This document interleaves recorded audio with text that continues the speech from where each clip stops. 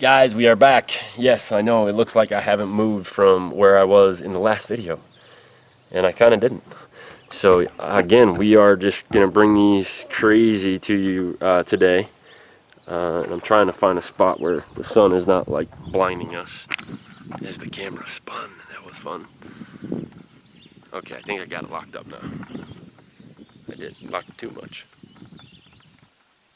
So I'm trying to focus in so that I can get you a look at this bad boy. So, you saw the rack, you saw the soft topper, you saw part of the tent. This, I wish we did the video about 3 months ago.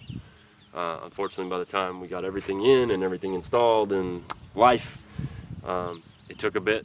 So for the guys over at Toccoa Guide Gear, I apologize. But this, if you're a fly fisherman, if you're a spin fisherman, you want one of these. Okay. You see so many guys, especially fly fishermen, and I apologize for squinting. I'm trying not to stand in the sun, but I'm trying so that the camera will see me. But there's so many guys that drive with those little suction cups on the hood and one on the roof, and their rods are laying across the windshield. I've watched fly rods get broken like that because a rock bounces up and catches it and just snap. Obviously, we didn't want to have to keep taking the whole bag of gear when we only needed a couple rods, in and out of the back of the truck. Not that it's a big deal, but it's a big deal when you have a 4-inch suspension on a truck and you're trying to crawl in and out of that tailgate. Gets tiring after a while. So we got together with the folks over at Toccoa Guide Gear. These guys are awesome, out of Georgia, and they make one of the best looking, one of the most user-friendly, easy to mount rod boxes out there. And what's cool is it's lockable. So it's not currently locked because I would like to be able to open it without fiddling with a key. So originally this was meant to be mounted up there. Obviously, when you have a 3-person tent and this rack stands about 12 inches taller than the cab of your truck, then you add another 4.5 inches with the tent and a roof bar. Well, now you're putting that thing at like 3 feet above the cab of the truck. We have a hard enough time going places with just the tent up there, so not having to mount this up there was awesome. But the guys over at Hinckley were thinking about it because I told them what I needed, that we needed to mount this somehow, and originally it was going to go on the tent.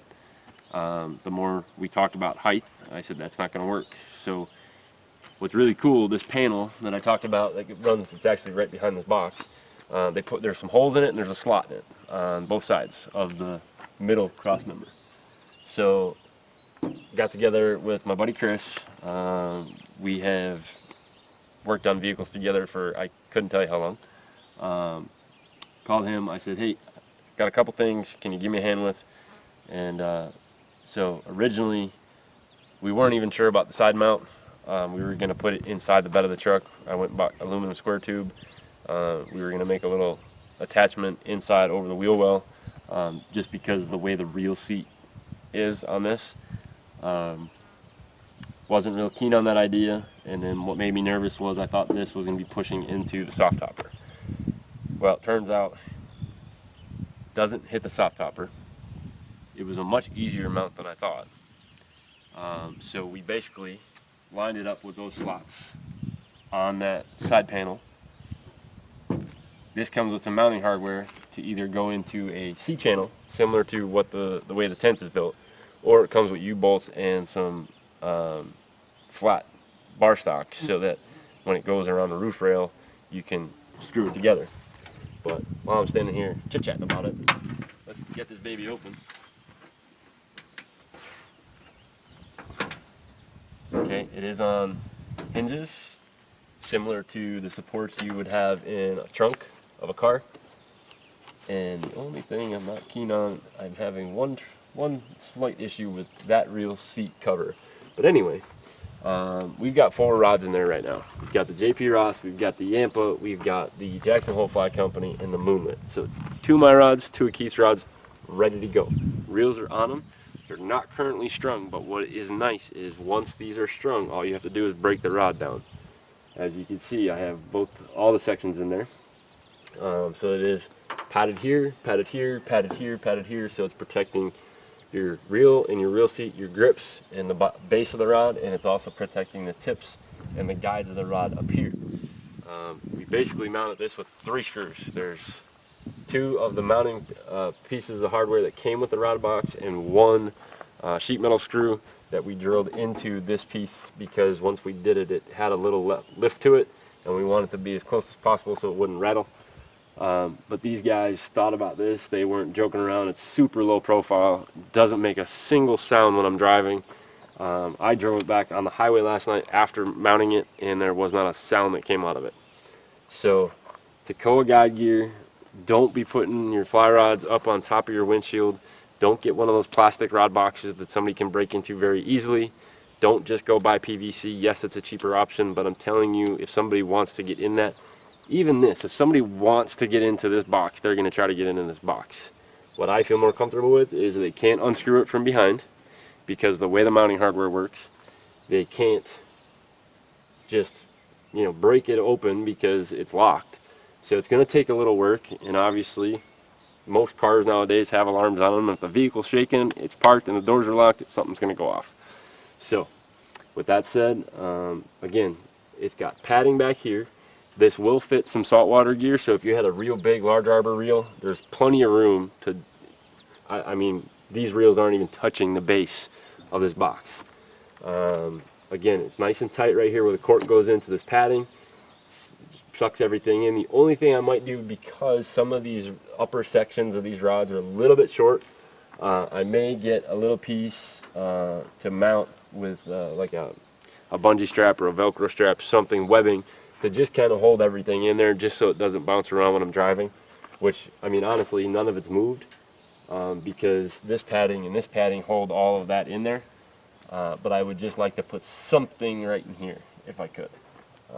But I don't have to hold it open and get rods out. The hinges and struts do everything for me.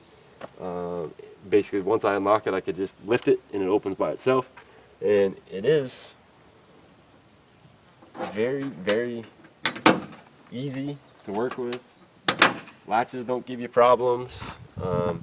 And I like this setup because now I don't have to get up on my bumper.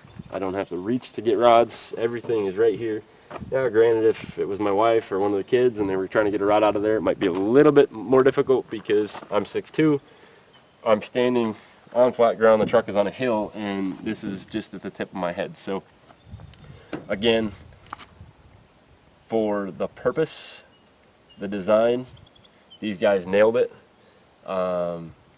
You couldn't ask for a better rod box. What's really nice is they do have their logo back here. It's on kind of like a plaque, so that works out really nice, and I'm sure we will have some stickers on it once we get the whole truck climbing. The truck is just filthy right now, especially when we're driving up here to the property, because it's a mile-long dirt driveway. So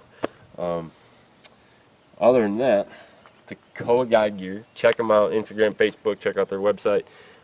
This box will mount to a car with roof racks, trucks with roof racks, bed racks, you name it. Overlanding is becoming a bigger and bigger and bigger thing, and basically we now have almost a complete overlanding setup. There's a couple things that we are going to try to do ourselves for the inside of the bed, but then again, we also have the Anvil trailer, excuse me, for some of those needs. But you'll see more on the Anvil trailer as Keith and I do some construction here. I'm putting some cabinets in and getting that baby ready to roll for this year, because that sucker is going out to Illinois with us, and probably down to Tennessee. So in the meantime, check out Toccoa guide gear, check out Hinckley Overlanding. You'll see more YouTube, I promise. We've been just slammed.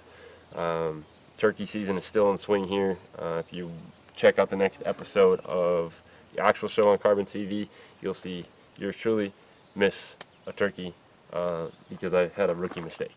So in the meantime, guys, click that subscribe button, ring that little bell, check out Carbon TV, and we'll talk to you.